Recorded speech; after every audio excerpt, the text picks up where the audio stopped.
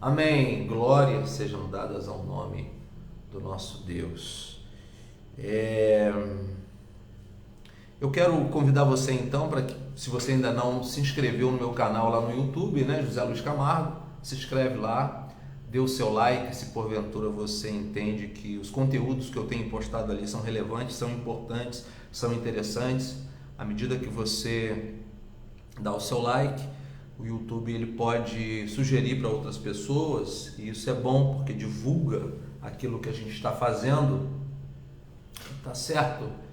Então se inscreva aqui no meu canal e clica aí no sininho, porque aí você vai receber as notificações todas as vezes que eu postar algum novo vídeo. Eu disse que quero conversar com você nessa noite sobre ministério, sobre chamado, né? Sobre capacitação de Deus para as nossas vidas, porque eu entendo, meus amados, que é uma grande bênção ser chamado pelo Senhor para o exercício de um ministério em sua casa. Eu acredito que você concorda comigo, porque é maravilhoso demais. Eu entendo que ministérios são pessoas servindo a Deus. Ministérios são pessoas prestando um serviço relevante aos santos em nome do Eterno. E todos aqueles que tiveram um encontro com Jesus de Nazaré, todos aqueles que tiveram suas vidas transformadas pelo poder de Jesus Cristo, têm um ministério. Você que está me ouvindo, que já teve uma experiência com Cristo, tem um ministério. Então você, nós, todos nós, podemos desenvolver nossos ministérios confiados naquele que nos chamou. Não desenvolvo o meu ministério confiado em mim mesmo. Não desenvolvo o meu ministério baseado nos meus estudos. Não desenvolvo o meu ministério fiado, vamos dizer assim, ou confiado em alguma sabedoria humana. De forma alguma. A verdade é que o exercício do meu ministério ocorre porque eu dependo de Deus. E não deve ser diferente com nenhum de vocês. Todos nós que tivemos uma experiência com Cristo Jesus precisamos desenvolver o nosso ministério confiados no Senhor, né? A nossa vida precisa estar nele. Por isso é preciso então entender que, ao mesmo tempo que é uma grande honra servir ao Senhor, uma grande honra servir a sua igreja, esse serviço, meu amado irmão, demanda de quem o desenvolve responsabilidades. Eu preciso ser responsável com a minha vida e responsável com aquilo que Deus colocou em minhas mãos para realizar. Quem diz sim ao chamado do Senhor, quem declara sim, eu entendo o chamado e eu quero trabalhar, precisa se comprometer. Precisa ter compromisso, porque Jesus mesmo, ao responder a uma pessoa que dizia querer segui-lo, mas priorizava despedir-se de algumas pessoas que estavam em sua casa, o mestre disse a essa pessoa o seguinte: ninguém que lança a mão do arado e olha para trás é apto para o reino de Deus. Lucas capítulo 9, versículo 62. Interessante, amados irmãos, que nesse sentido, parece que a experiência de Pedro e dos demais irmãos, ali em Lucas capítulo 5, também não foi suficiente para que eles compreendessem o princípio da responsabilidade e do compromisso com o ministério e principalmente com aquele que os chamou. Capítulo 5 de Lucas parece me mostrar isso, porque naquela linda oportunidade, após aquela grande pesca, uma pesca maravilhosa, Pedro atônito, os demais atônitos, porque eles haviam pescado a noite toda, não pegaram nada, estavam lavando as redes, e Jesus disse para que eles pudessem ir mais para longe, lançar as redes. Pedro retrucou, mas depois obedeceu e foi. Uma grande pesca aconteceu. Pedro e os demais estavam boquiabertos, estavam impressionados, e diante daquele susto que eles tomaram, Jesus diz a Pedro: não temas, de agora em diante serás pescador de homens. E, levando os barcos para a terra, deixaram tudo e o seguiram. Lucas capítulo 5, versículos 10 e 11. Mas é muito interessante pensarmos que após a morte de Jesus, naquele momento em que Pedro e os demais eles precisariam colocar em prática todo o seminário intensivo que eles receberam do próprio mestre, né? Eles precisariam agora então colocar em prática tudo aquilo que aprenderam, tudo aquilo que viram, porque eles tiveram a parte teórica e a parte prática quando receberam lições específicas e objetivas do próprio Jesus, logo depois da morte do Senhor, quando eles deveriam então colocar em prática. Pedro diz assim: vou pescar. E os demais disseram: também nós vamos contigo. E o texto diz: foram e subiram logo para o barco, e naquela noite nada apanharam. E, sendo já manhã, Jesus se apresentou na praia, mas os discípulos não conheceram que era Jesus. João capítulo 21, versículos 3 e 4. Fácil, não é? Muito fácil para Pedro e para os demais. Naquele momento em que eles deveriam então estarem reunidos e dizerem um ao outro: bom, gente, agora é com a gente, vamos fazer aquilo que o mestre mandou. Não. Rapidamente Pedro e os demais foram pescar, subiram no barco para desenvolver a sua atividade anterior, aquela que eles desenvolviam antes de Lucas 5, quando aquela grande pesca maravilhosa aconteceu e eles levaram o barco e as redes para cima, largaram tudo, barco, rede, peixe, para seguir a Cristo. Rapidamente encontraram um barco e subiram nele. E esse é o problema daquele que abandona algo para seguir a Cristo, aquele que abandona algo e diz sim para exercício do ministério na casa do Senhor. Quero seguir a Ti, Senhor.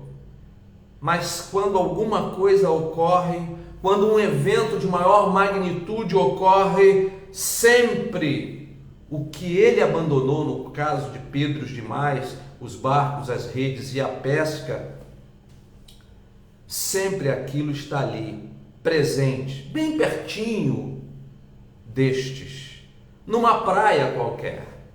Um barco parado esperando por você.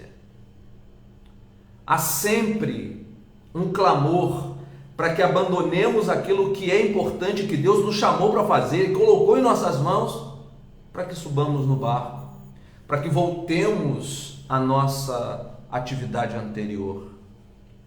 Doravante vos farei pescadores de homens. Vocês não vão mais pescar peixes. Vocês agora têm um ministério, vocês agora têm uma função específica no meu reino. E nesse aspecto eu posso dizer, meus amados irmãos, que o chamado de Mateus, a conversão de Mateus, foi algo que não tinha volta.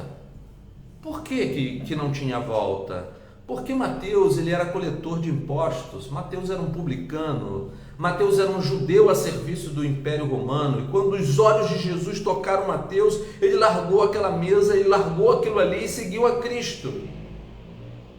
Aquela atitude de Mateus revelava o seguinte: eu não volto mais aqui, eu não participo mais dessa coletoria.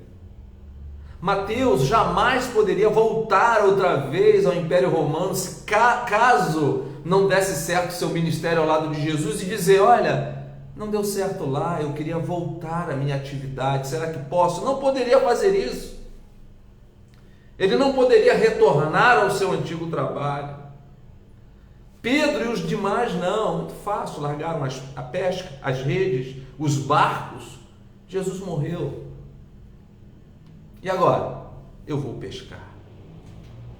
Em outras palavras, o que eu quero lhe dizer nessa noite é que você precisa saber exatamente o que está dizendo quando você atende ao chamado para o ministério.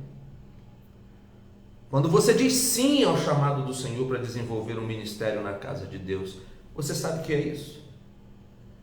Por isso é que eu pergunto, até onde vai o seu compromisso, a sua responsabilidade com o ministério que Deus colocou em suas mãos? Porque quando Deus chama, Ele capacita. Se Ele tem uma obra, ou se Ele tem algo para ser realizado, e Ele chama você, meu irmão, Ele chama você, minha irmã, Ele vai te capacitar, Ele vai te instrumentalizar para que a obra seja realizada, mas também Ele vai cobrar do ministro, Ele vai cobrar do líder. E embora eu tenha citado o Evangelho de João, é em Atos dos Apóstolos que nós conseguimos aprender com o apóstolo Paulo esse senso de responsabilidade, de compromisso, de envolvimento. É muito forte o capítulo 20. Se você puder abrir no capítulo 20 de Atos, versículo 17 ao versículo 38, o texto diz assim: E de Mileto mandou a Éfeso a chamar os anciãos da igreja. E logo que chegaram junto dele, disseram-lhes: Vós bem sabeis, desde o primeiro dia em que entrei na Ásia, como em todo esse tempo me portei no meio de vós, servindo ao Senhor com toda a humildade e com muitas lágrimas e tentações que pelas ciladas dos judeus me sobrevieram. Como nada que útil seja, deixei de vos anunciar e ensinar publicamente pelas casas, testificando tanto aos judeus como aos gregos a conversão de Deus e a fé em nosso Senhor Jesus Cristo. E agora, eis que, ligado eu pelo Espírito, vou para Jerusalém, não sabendo o que lá me há de acontecer, senão que o Espírito Santo de cidade em cidade me revela, dizendo que me esperam prisões e tribulações. Mas de nada faço questão, nem tenho a minha vida por preciosa, contanto que cumpra com alegria a minha carreira e o ministério que recebi do Senhor Jesus para dar testemunho do Evangelho da graça de Deus. E agora, na verdade, sei que todos vós, por quem passei pregando o reino de Deus, não vereis mais o meu rosto. Portanto, no dia de hoje, vos protesto que estou limpo do sangue de todos, porque nunca deixei de vos anunciar todo o conselho de Deus. Olhai, pois, por vós e por todo o rebanho sobre que o Espírito Santo vos constituiu bispos, para apacentardes a igreja de Deus, que ele resgatou com seu próprio sangue. Porque eu sei isto, que depois da minha partida entrarão no meio de vós lobos cruéis, que não pouparão o rebanho, e que dentre vós mesmos se levantarão homens que falarão coisas perversas para atraírem os discípulos após si. Portanto, vigiai, lembrando-vos de que durante 3 anos não cessei, noite e dia, de admoestar com lágrimas a cada um de vós. Agora, pois, irmãos, encomendo-vos a Deus e a palavra da sua graça, e Ele que é poderoso para vos edificar e dar herança entre todos os santificados. De ninguém cobicei prata, nem ouro, nem vestuário. Sim, vós mesmos sabeis que para o que me era necessário, a mim e aos que estão comigo, estas mãos me serviram. Tenho-vos mostrado em tudo que, trabalhando assim, é necessário auxiliar os enfermos e recordar as palavras do Senhor Jesus, que disse: mais bem-aventurada coisa é dar do que receber. E havendo dito isto, pôs-se de joelhos e orou com todos eles. E levantou-se um grande pranto entre todos, e lançando-se ao pescoço de Paulo, o beijavam, entristecendo-se muito, principalmente pela palavra que dissera que não veriam mais o seu rosto, e acompanharam-no até o navio. Atos capítulo 20, versículos de 17 a 38. Muito forte, né? Paulo tinha um objetivo, e mesmo ele indo em direção a Jerusalém, os presbíteros, os anciãos voltam para Éfeso, voltam para as suas casas, cientes da responsabilidade do compromisso de Paulo com o ministério da palavra, com o Deus que o chamou, mas eles também estavam sendo implicados nisso. Aí, quando vamos ao capítulo seguinte, vemos que os discípulos com quem Paulo esteve eram discípulos usados pelo Espírito Santo. E eles tentaram demover Paulo da sua subida a Jerusalém. E o texto no capítulo 21, versículo 4, diz assim: e achando discípulos, ficamos ali 7 dias. E eles, pelo Espírito, diziam a Paulo que não subisse a Jerusalém. Atos capítulo 21, versículo 4. Na sequência do texto, ainda no capítulo 21 de Atos, vejam o que acontece. E no dia seguinte, partindo dali Paulo e nós que com ele estávamos, chegamos a Cesareia. E entrando em casa de Filipe, o evangelista, que era um dos 7, ficamos com ele. E tinha este 4 filhas virgens que profetizavam. E demorando-nos ali por muitos dias, chegou da Judéia um profeta por nome Ágabo.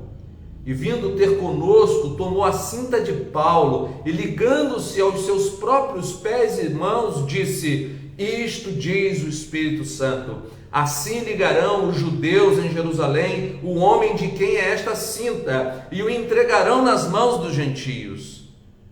E ouvindo nós isto, rogamo-lhes, tanto nós como os que eram daquele lugar, que não subisse a Jerusalém. Mas Paulo respondeu: que fazeis vós, chorando e magoando meu coração? Porque eu estou pronto não só a ser ligado, mas ainda a morrer em Jerusalém pelo nome do Senhor Jesus. E como não podíamos convencê-lo, nos aquietamos, dizendo: faça-se a vontade do Senhor. Enfim, meus amados irmãos, todas essas palavras proféticas direcionadas a Paulo não era para que ele não fosse, mas era para que ele se tornasse ainda mais pronto para o que estava por vir. Ele mesmo diz isso no capítulo 20, quando se despede dos anciãos de Éfeso. Enfim, eu vejo um Paulo destemido, eu vejo um Paulo comprometido. Ele tem um alvo, ele tem um objetivo, e nada o faz parar, retroagir. Nada faz esse homem jogar a toalha, nada faz ele desistir, porque ele sabe quem ele era e de onde ele foi tirado e quem o chamou. Ele tem um senso de responsabilidade, de compromisso com o seu ministério e com aquele que o chamou para o ministério. Ele sabe que vai prestar contas a um Senhor que colhe onde não planta. E você acha que foi porventura o pastor, o presbítero ou alguma outra pessoa que chamou você para fazer o que você está fazendo? Ora, meu amado irmão, minha amada irmã, se de fato foi Deus quem te chamou, eu lhe aconselho a você se ajustar, a você se aprumar e fazer com excelência aquilo que Ele colocou em suas mãos para fazer. Porque se você não fizer direito, se eu não fizer direito, ou se eu largar porque nós temos as nossas posições, os nossos pontos muito esclarecedores para justificarmos diante das pessoas, eu digo para você que por mais que tenhamos que responder diante das pessoas, é diante de Deus, naquele dia, que nós vamos ter que responder. Por que não fizemos como Ele nos ordenou? Por que não levamos até o fim quando foi Ele quem nos chamou? Porque o chamado para o ministério, dentre muitas coisas, eu cito 3 que são imprescindíveis. O chamado para o ministério exige daquele que foi chamado maturidade. Exige maturidade porque o chamado, aquele que foi chamado vai lidar com pessoas mal intencionadas. E você precisa ter o coração dilatado, porque você precisa cuidar dessas pessoas. Você precisa ajudar essas pessoas. Você precisa pastoreá-las. Então você vai lidar com pessoas mal intencionadas e isso exige maturidade. São pessoas que muitas vezes na jornada vão te trair, vão falar mal de você. E, infelizmente, não deveria ser assim, mas é assim que funciona, porque o diabo ele está sempre procurando uma brecha para se intrometer onde ele não é chamado, uma vez que esse ministério não pertence a ele, ele não tem absolutamente nada com esse ministério. É assim, sabe? Você vai ser julgado muitas vezes pelas coisas que você faz, O seu nome estará sempre nos lábios de alguns de maneira maldosa. Então exige maturidade, porque querendo ou não, tais coisas o diabo sempre faz chegar no seu ouvido.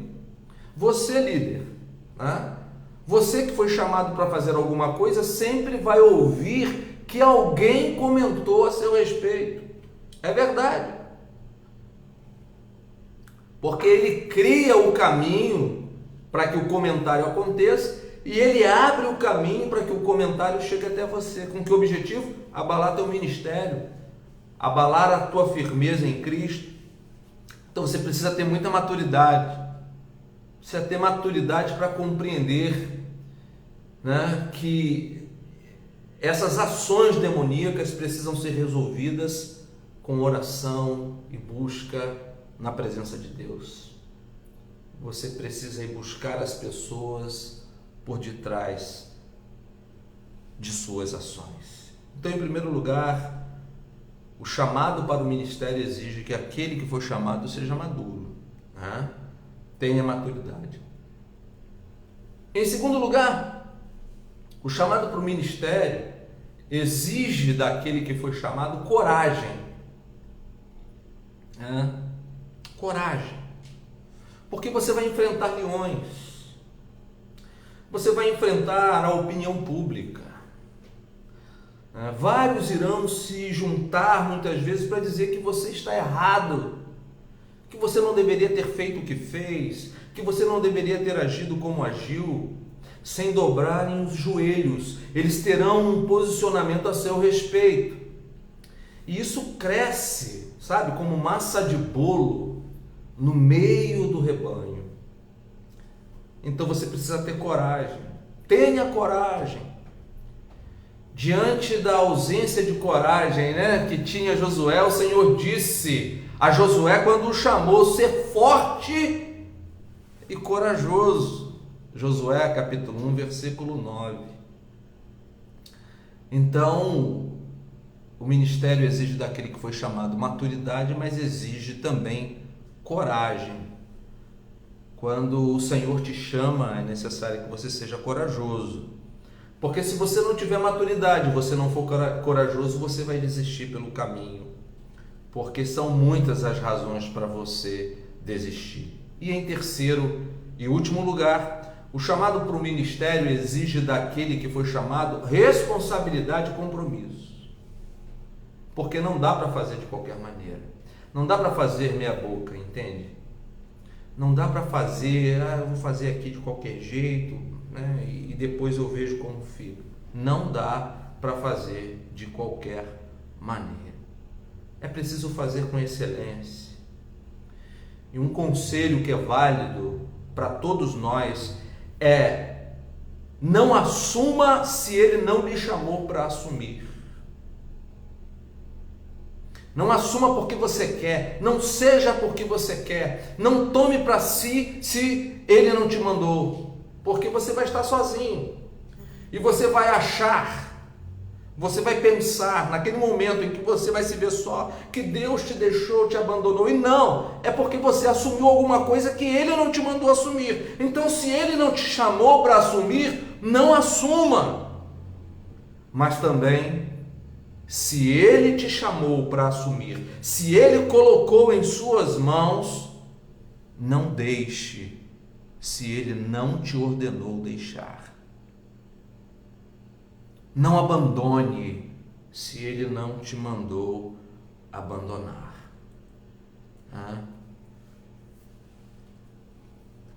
Quando falamos sobre maturidade, coragem, e quando falamos de responsabilidade e compromisso, é isso aqui. O capítulo 21 de Atos, versículo 6, diz assim: e despedindo-nos uns dos outros, subimos ao navio, e eles voltaram para as suas casas. Paulo e os demais foram para Jerusalém para enfrentar tudo o que eles, e principalmente o apóstolo Paulo, enfrentou. Mas estes aqui, olha, diz a parte B do versículo 6, voltaram para as suas casas. Eles teriam sossego por algum tempo, mas logo depois eles teriam muitas lutas. Mas é preciso, nesse conceito da maturidade, da coragem, da responsabilidade, do compromisso, o entendimento que muitas vezes você vai ter que ir para Jerusalém com um ou dois, ou até sozinho. Muitas vezes você vai ter que sofrer algumas agruras sozinho, enquanto outros se despedem de você e vão para as suas casas. Vão para as suas casas, ligam seus ar-condicionados, ligam a sua televisão e vão almoçar tranquilos, eles vão reunir com a família, e você vai tomar lambada, muitas lambadas. Por quê? Porque aquele momento é um momento único, é um momento seu, e a maturidade faz você entender isso, que esse caminho é seu, e você não desiste, você não é demovido absolutamente por nada. E eu finalizo a minha palavra nessa noite lembrando aos irmãos que Paulo, quando escreve ao seu filho na fé, Timóteo, ele diz o seguinte: porque Deus não nos deu espírito de temor, mas de fortaleza e de amor e de moderação. 2 Timóteo capítulo 1, versículo 7. E o escritor aos Hebreus nos lembra: nós, porém, não somos daqueles que se retiram para a perdição, mas daqueles que creem para a conservação da alma. Hebreus capítulo 10, versículo 39. Porque os verdadeiros servos de Deus, amados irmãos, não recuam da perseguição, não recuam da luta, não recuam da fornalha que já está quente e foi aquecida 7 vezes mais. Não se prostram ante a imagem de Nabucodonosor. Os verdadeiros servos de Deus não recuam, não retroagem, não jogam a toalha. Eles vão para a cova dos leões, sabendo que o Senhor é poderoso para fechar a boca dos leões. Os verdadeiros servos de Deus não recuam da perseguição, não recuam da obra que chega em suas mãos para ser realizada, para ser desenvolvida. Então, querido, amado, amada, por favor, em nome de Jesus, entenda isso, que é uma grande honra o ministério, para desenvolver um ministério na casa do Senhor, seja um pastor, um presbítero, um diácono, enfim. Mas esse chamado demanda de quem desenvolve essa obra responsabilidade e compromisso. E é preciso ter maturidade, coragem e, logicamente, ter esse senso aguçado, apurado dessa responsabilidade e desse compromisso. Que olhemos para Paulo, que olhemos para o exemplo de Mateus, que olhemos para o exemplo de Pedro e os demais, que façamos então uma análise a respeito do que estamos percebendo nesses dias e que você dependa sempre do Senhor para desenvolver o teu ministério, porque alguém já disse, eu devo concordar, que Deus nos chama para fazer alguma coisa que somente Ele pode fazer. Que Deus nos abençoe em nome de Jesus. Eu quero convidar você para se inscrever lá no meu canal, dar um like. Se você acha o que você está ouvindo é relevante, é importante, porque quando você faz isso, o YouTube ele indica esse vídeo para outras pessoas. Se inscreve lá, clica no sininho, você vai receber notificações quando vídeos novos subirem ao canal. Que Deus te abençoe em nome de Jesus.